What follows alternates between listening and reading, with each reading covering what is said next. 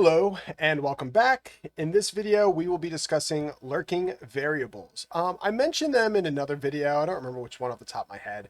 But this is a good video because if you don't know what a lurking variable is, now we can know what we're talking about.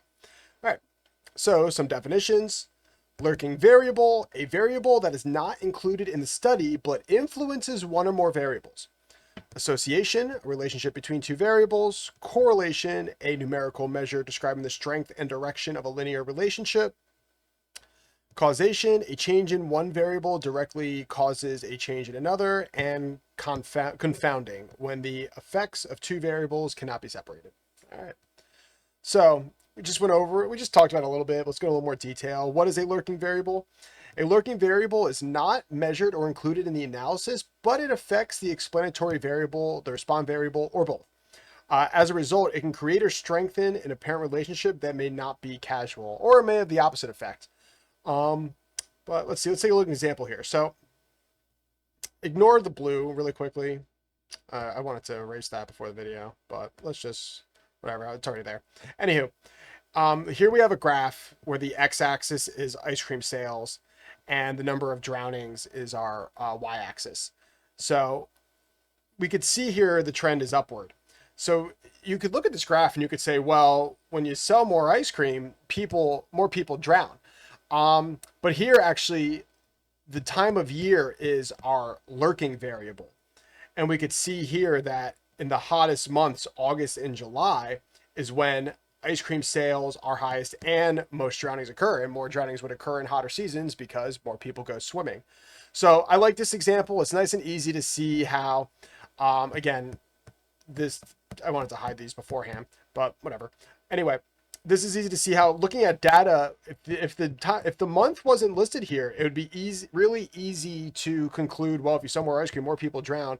But again, when we take into account, well, this is also the ice cream sales for August and also the number of drownings for August, maybe it has more to do with it being August. Maybe drownings have more to do with the time of year than it does ice cream sales. Okay. And in the bottom here, I write hot weather is the lurking variable. Warmer weather increases both ice cream sales and swimming activity. Okay. Another example I have here. Suppose students who study more tend to earn higher test scores. Could another lurking variable also matter? So, like typically, students who study more do earn higher test scores, but other things to include are like the amount of sleep a student gets. Side note, not totally related to the topic, but I'm of the philosophy a good night's sleep is more important than cramming studying in. If you don't sleep, you don't retain anything. So if you stay up all night studying, you're probably not going to remember much for tomorrow. So sleep is super important. Previous subject knowledge. Again, somebody might not study a lot for a test because they already know everything about it. Say, Sue studies for 1 hour and gets a 90, where Joe studies for 10 hours and gets an 80. Is that to say you only need to study for 1 hour? Sue probably knew the material better than Joe did. Class attendance, motivation. I think you get the idea here. And here's a third example. But this is the time studied versus test scores. And again, just here we write like motivation could be the lurking variable. Motivation influences study time.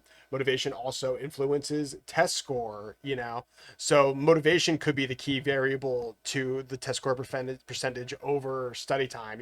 A student who's more motivated will study more. And a student who's more motivated will study more, but likewise, a student who's more motivated is probably going to score better as well. Another one I mentioned in a previous video that I will beat to death. Correlation does not imply causation. You hear this over and over in statistics. Even when two variables are strongly associated, we cannot conclude that one causes the other. We always have to consider whether a lurking variable could explain the relationship. All right. And here we have some practice problems. Identify the lurking variable in the ice cream example. Name two possible lurking variables affecting study time and test score. Explain why correlation does not prove causation, and give your own example of a lurking variable. See what you can come up with. All right, feel free to pause here and take a stab. All right, hopefully you worked on them. Let's review. So identify the lurking variable in the ice cream example. It was the weather. It was the time of the year. Name two possible lurking variables affecting study time and test scores. Some possible answers we went over previously: motivation, sleep, attendance, prior knowledge. Explain why correlation does not prove causation, and that's because a lurking variable may explain the relationship. And give your own example. This is one I came up with. It was in another example. Truth be told, I was tired when I was working this, and I couldn't think of anything on my own. At least one that was appropriate. So this is another example used: shoe size versus reading ability.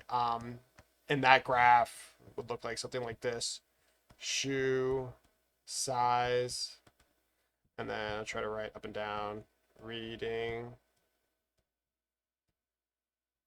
That's not bad. And now from this graph, you could say, wow, if you have bigger shoes, you could read better. But with the lurking variable would be age, because, well, as you get older, your shoe size goes up. And likewise, as you get older, your reading ability should also increase. All right. So there's an example for y'all there. And that's everything I have for you on lurking variable. Thank you for tuning in. As always, a link to the notes will be in the video description. And I will see y'all next time. Take care.